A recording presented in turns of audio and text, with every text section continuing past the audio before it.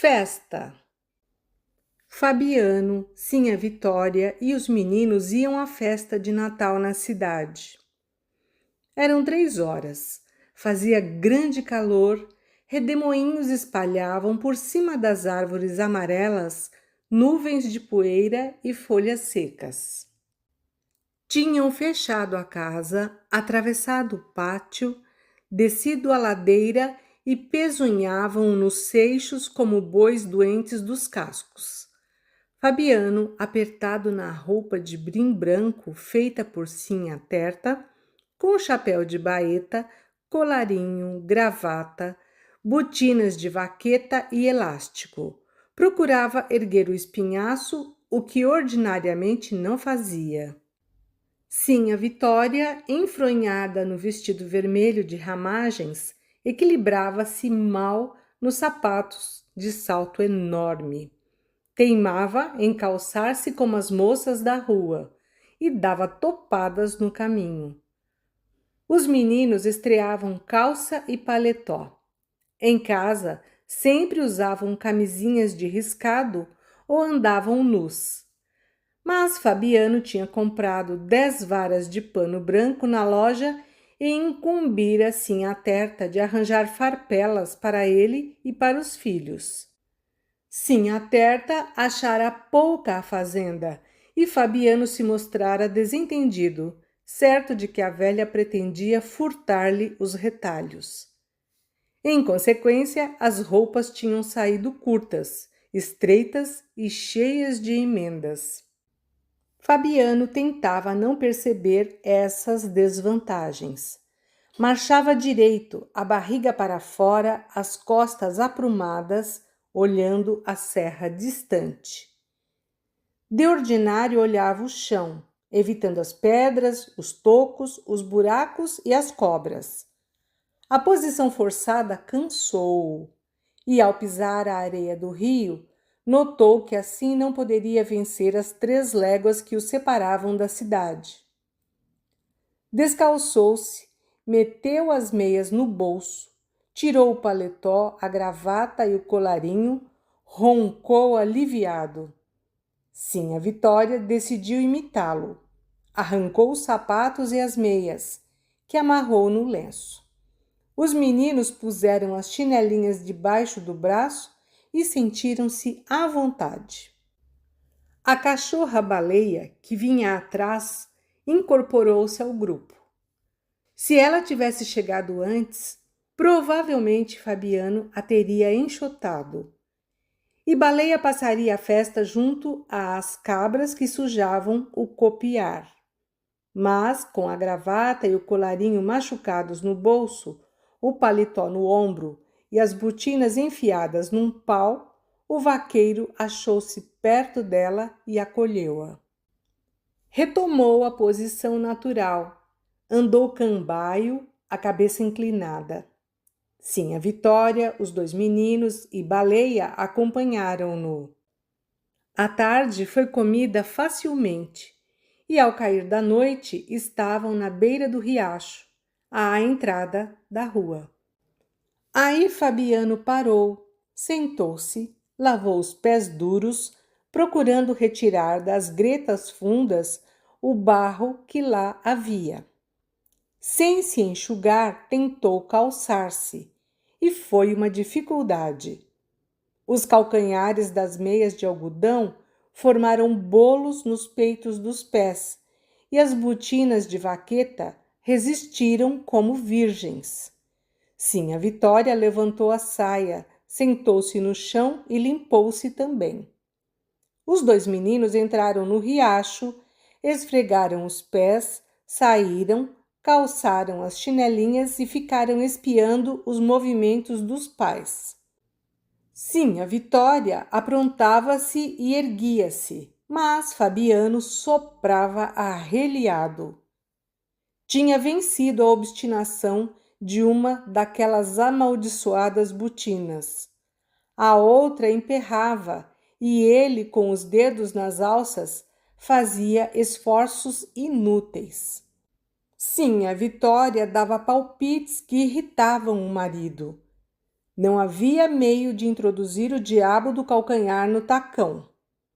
A um arranco mais forte, a alça de trás rebentou-se e o vaqueiro meteu as mãos pela borracha energicamente.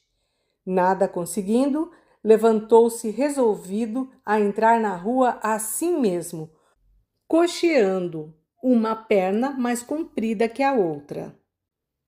Com raiva excessiva, a que se misturava alguma esperança, deu uma patada violenta no chão. A carne comprimiu-se, os ossos estalaram, a meia molhada rasgou-se e o pé amarrotado se encaixou entre as paredes de vaqueta. Fabiano soltou um suspiro largo de satisfação e dor. Em seguida, tentou prender o colarinho duro ao pescoço, mas os dedos trêmulos não realizaram a tarefa. Sim, a Vitória auxiliou-o. O botão entrou na casa estreita e a gravata amarrou-se. As mãos sujas, suadas, deixaram no colarinho manchas escuras. Está certo, grunhiu Fabiano. Atravessaram a pinguela e alcançaram a rua. Sim, a Vitória caminhava aos tombos por causa dos saltos dos sapatos e conservava o guarda-chuva suspenso com o castão para baixo e a biqueira para cima enrolada no lenço. Impossível dizer porque sim a Vitória levava o guarda-chuva com a biqueira para cima e o castão para baixo. Ela própria não saberia explicar-se, mas sempre vira as outras matutas procederem assim e adotava o costume. Fabiano marchava teso. Os dois meninos espiavam os lampiões e adivinhavam casos extraordinários. Não sentiam curiosidade, sentiam medo, e por isso pisavam devagar, receando chamar a atenção das pessoas. Supunham que existiam mundos diferentes da fazenda, mundos maravilhosos na Serra Azulada. Aquilo, porém, era esquisito. Como podia haver tantas casas e tanta gente? Com certeza os homens iriam brigar. Seria que o povo ali era brabo e não consentia que eles andassem entre as barracas? Estavam acostumados a aguentar cascudos e puxões de orelhas. Talvez as criaturas desconhecidas não se comportassem como sim a Vitória, mas os pequenos retraíam-se, encostavam-se às paredes, meio encandeados, os ouvidos cheios de rumores estranhos. Chegaram à igreja, entraram. Baleia ficou passeando na calçada, olhando a rua inquieta. Na opinião dela, tudo devia estar no escuro, porque era noite, e a gente que andava no quadro precisava deitar-se. Levantou o focinho, sentiu um cheiro que lhe deu vontade de tossir. Gritavam demais ali perto e havia luzes em abundância, mas o que a incomodava era aquele cheiro de fumaça. Os meninos também se espantavam. No mundo, subitamente alargado, viam Fabiano e sim a Vitória muito reduzidos, menores que as figuras dos altares. Não conheciam altares, mas presumiam que aqueles objetos deviam ser preciosos. As luzes e os cantos extasiavam-nos. De luz havia, na fazenda, o fogo entre as pedras da cozinha e o candeeiro de querosene pendurado pela asa numa vara que saía da taipa. De canto, o bendito de Sinha Vitória e o aboio de Fabiano. O aboio era triste, uma cantiga monótona e sem palavras que entorpecia o gado. Fabiano estava silencioso, olhando as imagens e as velas acesas, constrangido na roupa nova, o pescoço esticado, pisando em brasas. A multidão apertava-o mais que a roupa, embaraçava-o. de perneiras, gibão e guarda-peito, andava metido numa caixa como tatu, mas saltava no lombo de um bicho e voava na caatinga. Agora não podia virar-se. Mãos e braços roçavam-lhe o corpo. Lembrou-se da surra que levara e da noite passada na cadeia. A sensação que experimentava não diferia muito da que tinha tido ao ser preso. Era como se as mãos e os braços da multidão fossem agarrá-lo, subjugá-lo, espremê-lo num canto de parede. Olhou as caras em redor.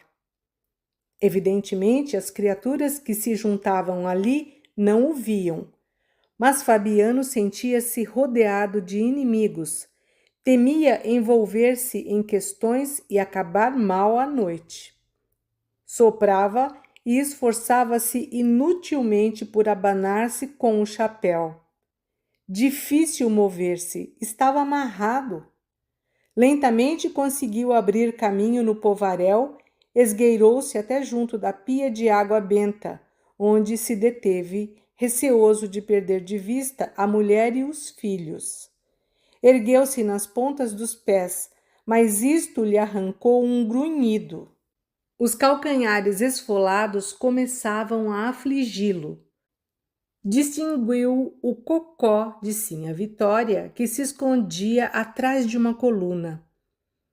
Provavelmente os meninos estavam com ela. A igreja cada vez mais se enchia. Para avistar a cabeça da mulher, Fabiano precisava estirar-se, voltar o rosto. E o colarinho furava-lhe o pescoço.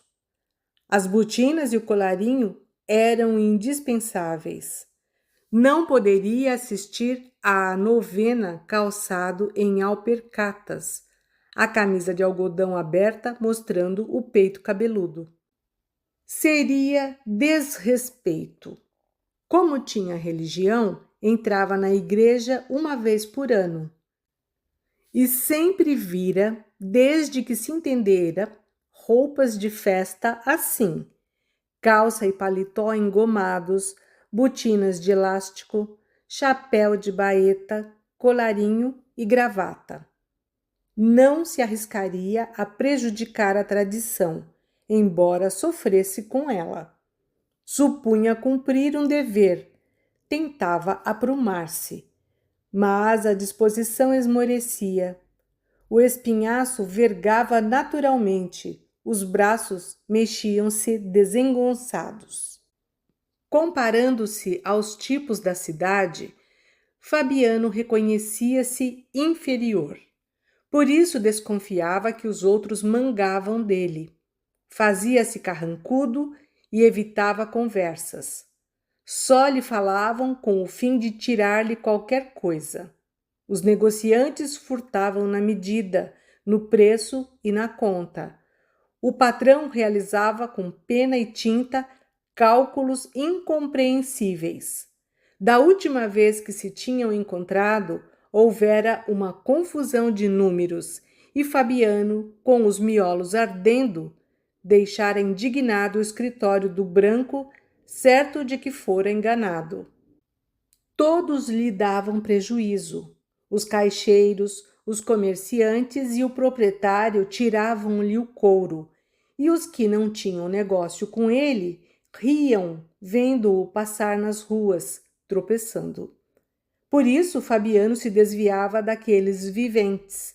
Sabia que a roupa nova cortada e cosida por Sinhá Terta, o colarinho, a gravata, as botinas e o chapéu de baeta o tornavam ridículo, mas não queria pensar nisto. Preguiçosos, ladrões, faladores, mofinos. Estava convencido de que todos os habitantes da cidade eram ruins. Mordeu os beiços. Não poderia dizer semelhante coisa. Por falta menor, aguentara facão e dormira na cadeia. Ora, o soldado amarelo. Sacudiu a cabeça, livrou-se da recordação desagradável e procurou uma cara amiga na multidão. Se encontrasse um conhecido, iria chamá-lo para a calçada, abraçá-lo, sorrir, bater palmas. Depois falaria sobre gado. Estremeceu. Tentou ver o cocó de Sinhá Vitória. Precisava ter cuidado para não se distanciar da mulher e dos filhos. Aproximou-se deles, alcançou-os no momento em que a igreja começava a esvaziar-se. Saíram aos encontrões, desceram os degraus. Empurrado, machucado, Fabiano tornou a pensar no soldado amarelo. No quadro, ao passar pelo Jatobá, virou o rosto. Sem motivo nenhum, o desgraçado tinha ido provocá-lo, pisar-lhe o pé. Ele se desviara com bons modos. Como o outro insistisse, perdera a paciência, tivera um rompante. Consequência, facão no lombo e uma noite de cadeia. Convidou a mulher e os filhos para os cavalinhos, arrumou-os, distraiu-se um pouco vendo-os rodar. Em seguida, encaminhou-os às barracas de jogo. Coçou-se, puxou o lenço, desatou-o, contou o dinheiro com a tentação de arriscá-lo no bozó. Se fosse feliz, poderia comprar a cama de couro cru, o sonho de Sinhá Vitória. Foi beber cachaça numa tolda. Voltou. Pôs-se a rondar indeciso, pedindo com os olhos a opinião da mulher. Sinhá Vitória fez um gesto de reprovação e Fabiano retirou-se, lembrando-se do jogo que tivera em casa de seu Inácio com o soldado amarelo. Fora roubado, com certeza fora roubado. Avizinhou-se da tolda e bebeu mais cachaça. Pouco a pouco ficou sem vergonha. Festa é festa. Bebeu ainda uma vez e empertigou-se, olhou as pessoas, desafiando-as. Estava resolvido a fazer uma asneira. Se topasse o soldado amarelo, esbodegava-se com ele. Andou entre as barracas, emproado, atirando coices no chão, insensível às esfoladuras dos pés. Queria era desgraçar-se, dar um pano de amostra àquele safado. Não ligava importância à mulher e aos filhos, que o seguiam. Apareça um homem! Berrou. No barulho que enchia a praça, ninguém notou a provocação. E Fabiano foi esconder-se por detrás das barracas, para lá dos tabuleiros de doces. Estava disposto a esbagaçar-se, mas havia nele um resto de prudência. Ali podia irritar-se, dirigir ameaças e desaforos a inimigos invisíveis. Impelido por forças opostas, expunha-se e acautelava-se. Sabia que aquela explosão era perigosa, temia que o soldado amarelo surgisse de repente, viesse plantar-lhe no pé a reiúna. O soldado amarelo, falto de substância, ganhava fumaça na companhia dos parceiros. Era bom evitá-lo. Mas a lembrança dele tornava-se às vezes horrível. E Fabiano estava tirando uma desforra. Estimulado pela cachaça, fortalecia-se. Cadê o valente? Quem é que tem coragem de dizer que eu sou feio? Apareça um homem. Lançava o desafio numa fala atrapalhada, com o vago receio de ser ouvido. Ninguém apareceu. E Fabiano roncou alto. Gritou que eram todos uns frouxos, uns capados, sim senhor. Depois de muitos berros, supôs que havia ali perto homens escondidos com medo dele. Insultou-os. Cambada de... Parou agoniado, suando frio, a boca cheia de água, sem atinar com a palavra. Cambada de quê? Tinha o nome debaixo da língua, e a língua engrossava, perra. Fabiano cuspia, fixava na mulher e nos filhos uns olhos vidrados. Recuou alguns passos, entrou a engulhar. Em seguida, aproximou-se novamente das luzes, capengando. Foi sentar-se na calçada de uma loja. Estava desanimado, bambo. O entusiasmo arrefecera. Cambada de quê? Repetia a pergunta sem saber o que procurava. Olhou de perto a cara da mulher. Não conseguiu distinguir-lhe os traços. Sim, a Vitória perceberia a atrapalhação dele. Havia ali outros matutos conversando e Fabiano enjoou-os. Se não estivesse tão ansiado, arrotando, suando, brigaria com eles. A interrogação que lhe aperreava o espírito confuso juntou-se à ideia de que aquelas pessoas não tinham o direito de sentar-se na calçada. Queria que o deixassem com a mulher, os filhos e a cachorrinha. Cambada de quê? Soltou um grito áspero, bateu palmas. Cambada de cachorros! Descoberta a expressão teimosa, alegrou-se. Cambada de cachorros. Evidentemente, os matutos como ele não passavam de cachorros. Procurou com as mãos a mulher e os filhos. Certificou-se de que eles estavam acomodados. Uma contração violenta no pescoço entortou-lhe o rosto. A boca encheu-se novamente de saliva. Pôs-se a cuspir. Serenou, respirou com força, passou os dedos por um fio de baba que lhe pendia do beiço. Estava era tonto, com uma zoada infeliz nos ouvidos. Ia jurar que mostrara valentia e correra perigo. Achava, ao mesmo tempo, que havia cometido uma falta. Agora estava pesado e com sono. Enquanto andara fazendo espalhafato, a cabeça cheia de aguardente, desprezara as esfoladuras dos pés. Mas esfriava, e as botinas de vaqueta magoavam-no em demasia.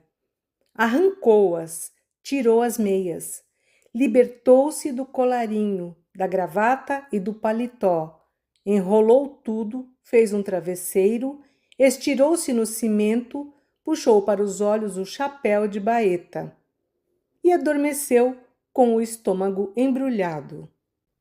Sim, a Vitória achava-se em dificuldade. Torcia-se para satisfazer uma precisão e não sabia como se desembaraçar. Podia esconder-se no fundo do quadro, por detrás das barracas, para lá dos tamboretes das doceiras. Ergueu-se meio decidida, tornou a acocorar-se. Abandonar os meninos, o marido naquele estado? Apertou-se e observou os quatro cantos com desespero, que a precisão era grande. Escapuliu-se disfarçadamente. Chegou à esquina da loja onde havia um magote de mulheres agachadas. E olhando as frontarias das casas e as lanternas de papel, molhou o chão e os pés das outras matutas. Arrastou-se para junto da família, tirou do bolso o cachimbo de barro, atochou-o, acendeu-o, largou algumas baforadas longas de satisfação. Livre da necessidade, viu com interesse o formigueiro que circulava na praça, a mesa do leilão, as listas luminosas dos foguetes. Realmente, a vida não era má. Pensou com um arrepio na seca, na viagem medonha que fizera em caminhos abrasados, vendo ossos e garranchos. Afastou a lembrança ruim, atentou naquelas belezas. O burburinho da multidão era doce. O realejo fanhoso dos cavalinhos não descansava. Para a vida ser boa, só faltava assim a Vitória uma cama igual à de seu Tomás da Bolandeira. suspirou, pensando na cama de varas em que dormia. Ficou ali de cócoras, cachimbando, os olhos e os ouvidos muito abertos para não perder a festa. Os meninos trocavam impressões cochichando, aflitos com o desaparecimento da cachorra. Puxaram a manga da mãe. Que fim teria levado Baleia? Sim, a Vitória levantou o braço num gesto mole e indicou vagamente 2 pontos cardeais com o canudo do cachimbo. Os pequenos insistiram. Onde estaria a cachorrinha? Indiferentes à igreja, às lanternas de papel, aos bazares, às mesas de jogo e aos foguetes, só se importavam com as pernas dos transeuntes. Coitadinha, andava por aí perdida, aguentando pontapés. De repente, Baleia apareceu. Trepou-se na calçada, mergulhou entre as saias das mulheres, passou por cima de Fabiano e chegou-se aos amigos, manifestando com a língua e com o rabo um vivo contentamento. O menino mais velho agarrou-a. Estava segura. Tentaram explicar-lhe que tinham tido susto enorme por causa dela, mas Baleia não ligou importância à explicação. Achava é que perdiam tempo num lugar esquisito, cheio de odores desconhecidos. Quis latir, expressar oposição a tudo aquilo, mas percebeu que não convenceria ninguém e encolheu-se, baixou a cauda, resignou-se ao capricho dos seus donos. A opinião dos meninos assemelhava-se à dela. Agora olhavam as lojas, as toldas, à mesa do leilão. E conferenciavam pasmados. Tinham percebido que havia muitas pessoas no mundo. Ocupavam-se em descobrir uma enorme quantidade de objetos. Comunicaram baixinho um ao outro as surpresas que os enchiam. Impossível imaginar tantas maravilhas juntas. O menino mais novo teve uma dúvida e apresentou-a timidamente ao irmão. Seria que aquilo tinha sido feito por gente? O menino mais velho hesitou, espiou as lojas, as toldas iluminadas, as moças bem vestidas. Encolheu os ombros. Talvez aquilo tivesse sido feito por gente. Nova dificuldade chegou-lhe ao espírito. Soprou-a no ouvido do irmão. Provavelmente aquelas coisas tinham nomes.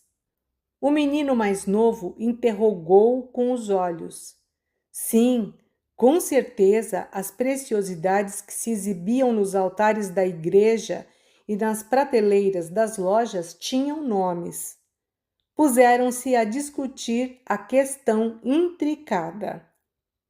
Como podiam os homens guardar tantas palavras? Era impossível. Ninguém conservaria tão grande soma de conhecimentos. Livre dos nomes, as coisas ficavam distantes, misteriosas. Não tinham sido feitas por gente. E os indivíduos que mexiam nelas cometiam imprudência. Vistas de longe, eram bonitas.